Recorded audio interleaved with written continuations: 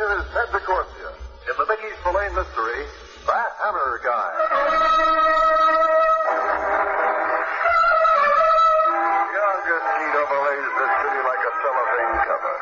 Business has ground down to a spectacular standstill, and the bills are starting to collect in your file and in your conscience. You feel me back in your chair with your heels erasing what varnish is left on your desktop, and you're feeling about as hopeful as a habitual truant taking his end-term examination. And then the door opens and this guy waltzes in. Mr. Hammer? He's a well-dressed guy, you figure between 55 and 60, and his hair is a distinguished gray at the temples. It doesn't figure he's a bill collector, so you yank your feet off the desk and give out with your best professional manner.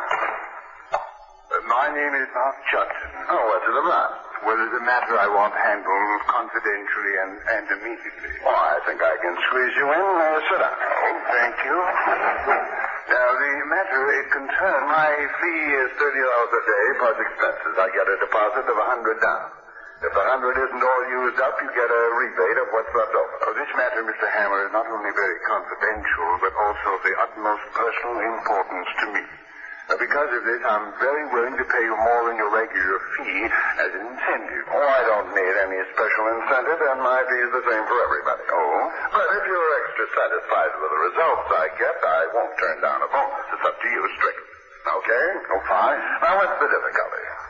Well, Mr. Hammer, it's about my wife, Laura. Now, she's many years my junior. Laura is also very, very beautiful. At one time, she was in show business. She had many admirers. Is something bothering you, Mr. Hammer? Me? It's what's bothering you. The setup is as old as Adam and Eve. Only it's not a shiny apple between you and your wife. Well, Stop me if I'm wrong. Your wife not only had admirers, but she still has. You've got old-fashioned ideas about the institution of marriage, so what's been going on hasn't exactly set you to dancing in the street. Well, there has been one man in particular. I don't know his name or who he is. I just know what he looks like. I wasn't troubled so much by the others in the past. I considered those just frivolous flirtations.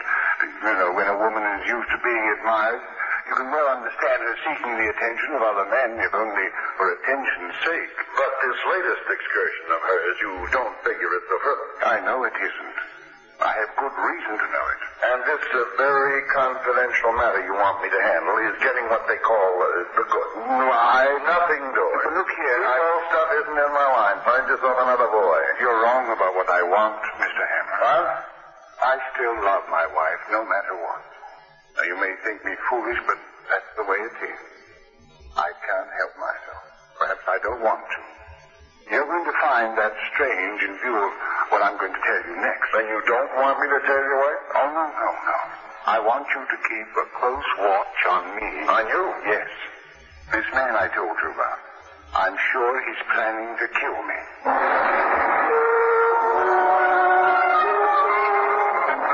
So you've got yourself a client. After Mark Judson writes out the $100 retainer check, you slip it into the top drawer of your desk. There are still some items that bother you, though, and the one that looms the biggest is why he didn't go straight to the cops. I had no direct evidence. As I told you, I don't even know his name. I only saw him once with Laura in the car, and I overheard their phone conversations on 2 occasions. I'm afraid the police would have not taken me very seriously. Look, Mr. Judson, you get your retainer check back, and we call it quits unless we pay truth. The real reason you didn't go to the cops is what, your wife? Yes. I didn't want to involve her. But she wouldn't mind waltzing on your grave. I only want time. I know that in time this latest episode will pass too. Only you could pass on before it did. I've got to save my marriage at any cost. What's worth saving? Well, don't ask for logical explanations. There are none. Okay, it's your marriage, your wife. Another thing bothers me, too. Why would this guy want to kill you? I can make only one assumption. Money. My wife is used to every luxury. It isn't likely that she would forego any of them for any man. Now you figure that she and this guy have worked it out for her to have her cake and eat it, too. Well, I don't hold Laura responsible. You're a chump. You know that, don't you, Judson? I only know one thing. I love Laura, no matter what.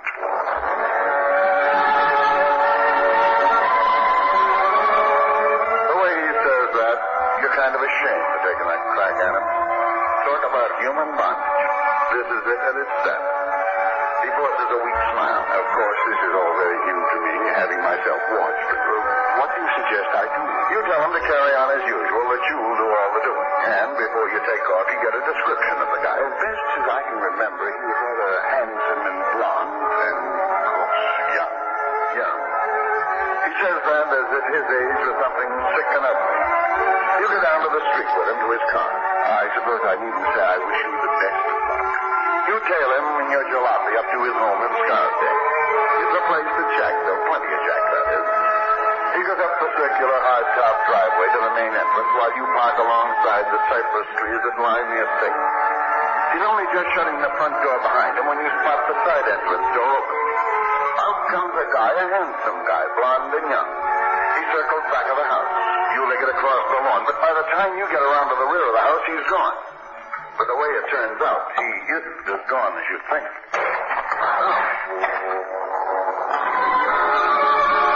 When you come around, the first thing that hits your nostrils is the mixture of cheap incense and liquor.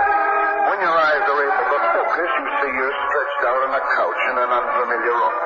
The drapes and the upholstery are gaudy, clashing prints, and a pair of oversized Cupid dolls stare at you with phony innocence from the bottom of the divan.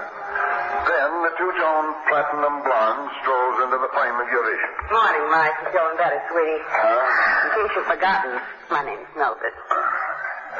Your place? My place.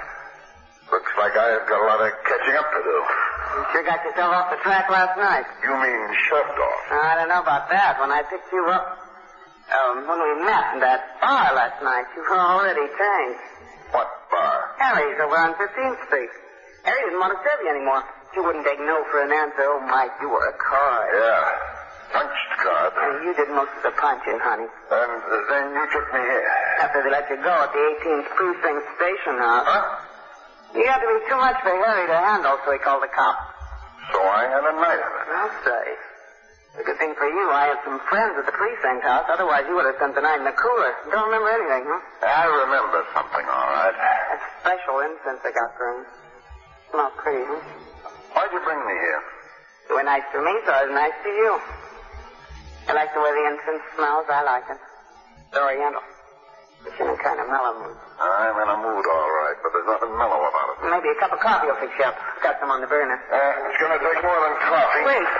Yeah? Have to leave so soon? There's something I got to take care of. Fine way to show your appreciation running out like this. The way with most of you guys, things are always different the next morning. They're different, all right, but never as different as this. Before you get your hand on the doorknob, she's in close and cool. I'm sorry it was nasty. You'll come back. Tell me you'll come back. You tell her you're coming back, all right, and you mean it more than she knows. You unnot yourself from her and get out of there.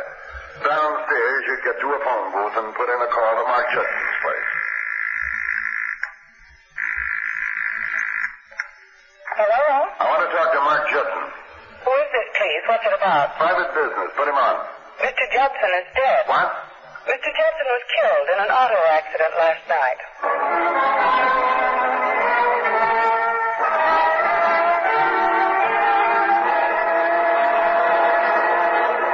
In just a moment, we'll return to the Mickey Spillane mystery, That Hammer Guy.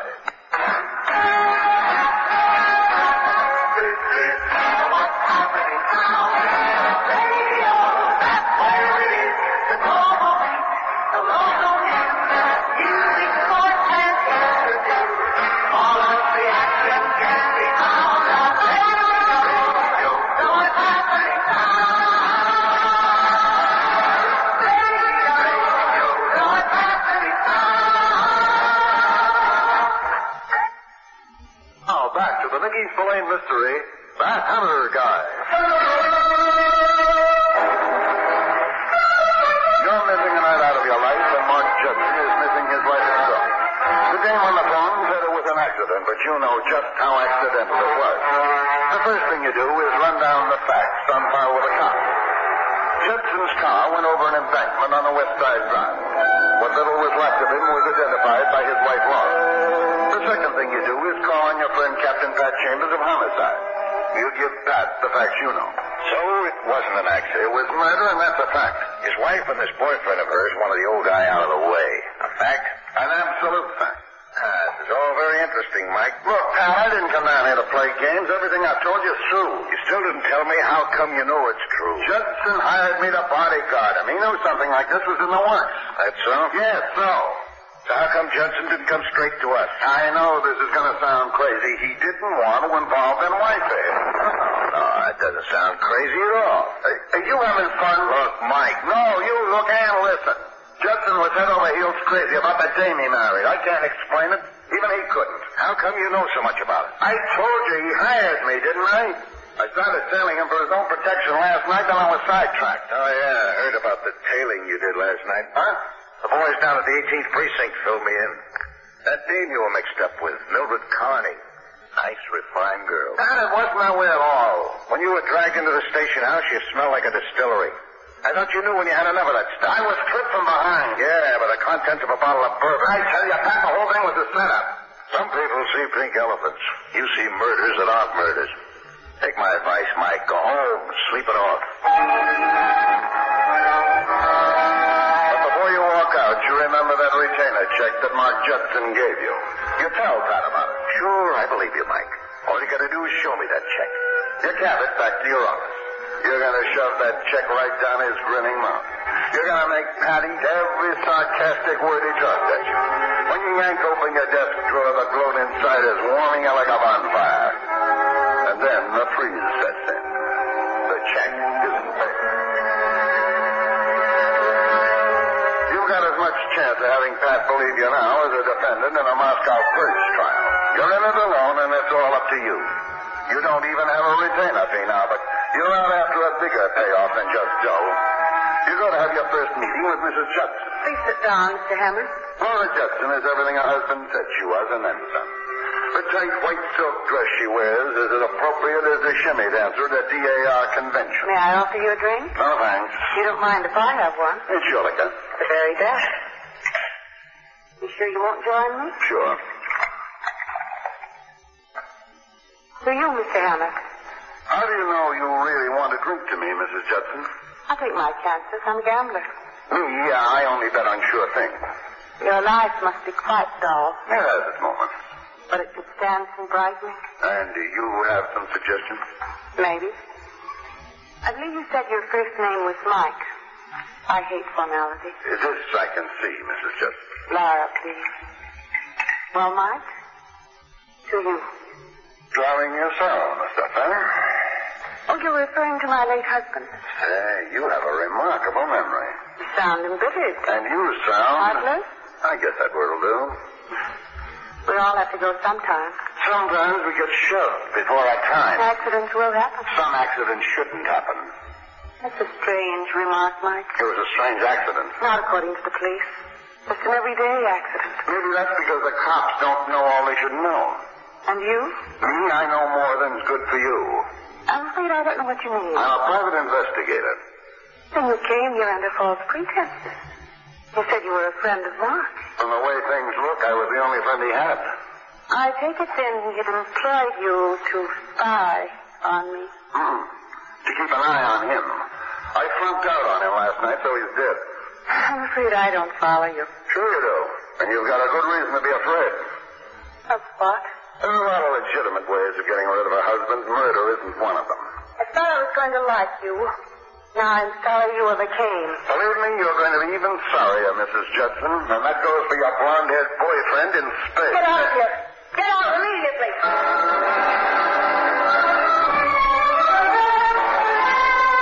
You've got it the way you want it, boiling. You walk out knowing you've set the wheels in motion the way you want. You've left yourself wide open. Put yourself on the meat block, only you're going to be ready when the axe falls. It's 6:30 when you get back to the office. After you rig the shoulder holster and slap the Smith & Wesson special into its leather sack, you go out in the corridor and jab the elevator button. Going down. What's with Sally? You mean the regular night man? No. They rushed him to the hospital Monday. Had his appendix taken out. I'm his relief. You were on duty last night? That's right. Remember taking anybody up to my office? You're on the 14th floor. That's right. Room 1405. Don't remember taking anybody up there. Well, somebody was there. I couldn't prove it by me. You went up there and stopped this crate. Huh? I said stop it. What's the idea? You got the pass keys. Who'd you let into my place last night? I told you. I don't remember taking anybody up there. Okay, I'll give you my quick and easy memory course. Let me go. Lesson one. Well, I don't know what you're talking about. The course gets harder as they go along. Lesson two. Come on, get up there. Wait. Come back, huh? I'm not taking a beating not for 10 lousy bucks, I'm not. You did let somebody in. Yeah, he came in around 11 o'clock. Who was he? I don't know. I had never saw him before in my life. Okay, what did he look like? Why, he was a young guy, about 28 or 9, good looking. Blonde? Yeah, that's right. He had blonde hair. But that's all I know about him. Okay, now take me down. You weren't surprised to pick up that information. You figured all along it was that blonde guy who got Mark Judson's check out of your office desk. But you do get a surprise when you walk out of the building. Your missing jalopy is parked smack in front of the entrance. But that's only the first surprise. The second one comes when you start to cross the sidewalk to your car. The first shot skips over your head. You dive to the ground. 2 more shots rip out as you crawl back to the building on your gut. When you get inside the entrance and pull yourself up, you sneak a look up and down the block. The street is now as empty as a politician's mouth. You get in your car and drive downtown to Mildred Carney's place. Oh, sweetie, come on in. What is fun? She's as loaded as a prospector out for a big strike. A raft of champagne bottles are soaking in a tub of ice. I told you, Mike, I'd always be waiting for a special guy like you, have a drink. Champagne? Imported from Paris, France, see? Just around the bottle. Champagne. Makes your nose tickle. Or a J-37 living out in style, huh? Real style. Champagne. All the ladies in Paris, France drink champagne I saw in the movie. How'd you get the dough for the stuff? Always wanted to be a lady. Improve it now. Drink champagne. Come on, have a drink, sweetie. Make your nose tickle nice. Who gave you the dough to buy it? Who? Wasn't there some days we ladies could kiss ourselves? Not this. Oh, come on. Have a drink, you might enjoy it. Hello, nice big bottle. You had enough. Oh, you shouldn't have done that, Mike. All that nice tickling champagne is wasted. Imported from Paris, France, too. Now where is he? Where do I locate him? What are you talking about, sweetie? The blonde guy. Blonde guy. I don't know any blonde guys. I don't like blonde guys. I like guys like you. Come on. You're going to tell me who and where he is. I don't know what you're talking about. Not much, you don't. You were paid off to get me here. That's how come you got the dough to buy the stuff you've been swilling. Oh, that's crazy talk. We met at Harry's bar. You were too drunk to remember. Look, I missed by an inch having my scalp creased by a slug. I want the guy who took that pot shot at me. I know what he looks like. Now you're going to tell me where I can find him. You're going to tell me his name. The name is Terry. As long as you're so curious, Hammer, Terry's the name.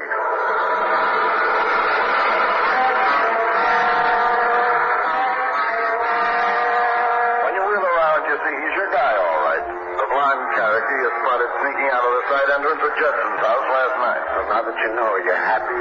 Happy? Well, the gun he jabbed at you makes you as happy as a bird in a snake pit.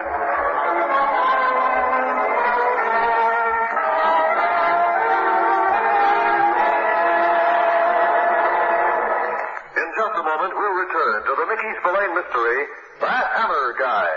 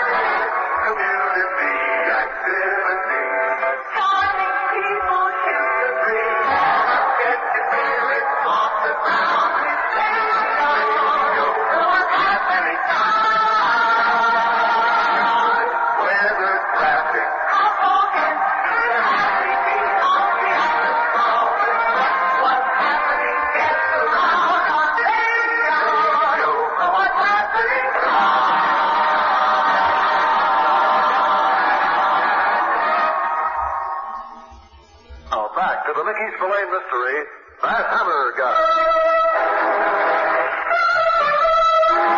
You were going to watch your step, but that slug he fired at you outside your office building hopped you up to the point where you let your guard down. All right, Hammer.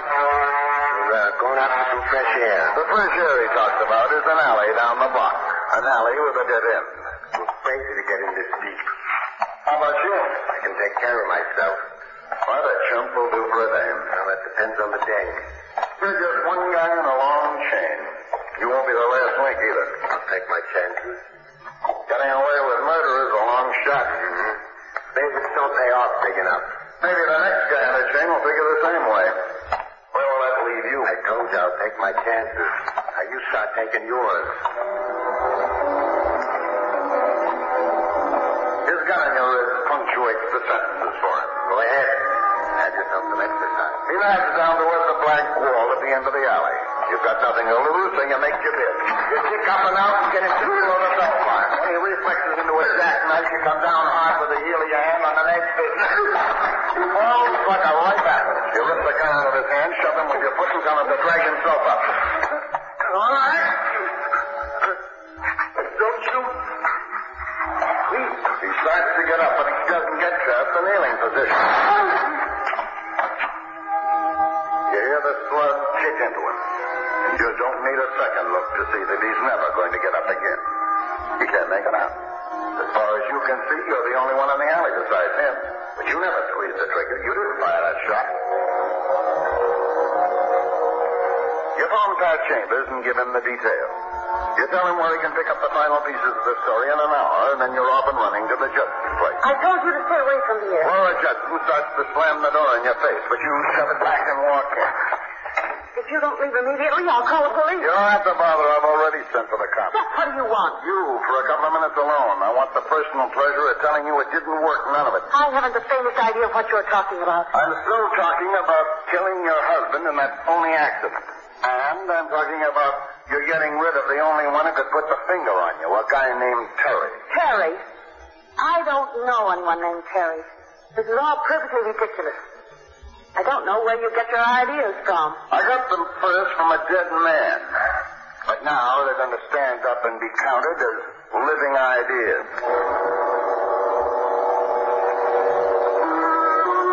When Pat gets there, you hand her over to him. You're making a terrible mistake. You'll find out. You find out, all right, just what a mistake it isn't when one of Pat's boys locates the murder gun in her dresser drawer. So, it's all over. Pat takes her and you get in your coupe and start back to town. You get as far as the West Side Drive and then you turn back. You don't know what it is, but something draws you back to the Judson place like a magnet. Call it fate, give it any name. When you left, the house was dark.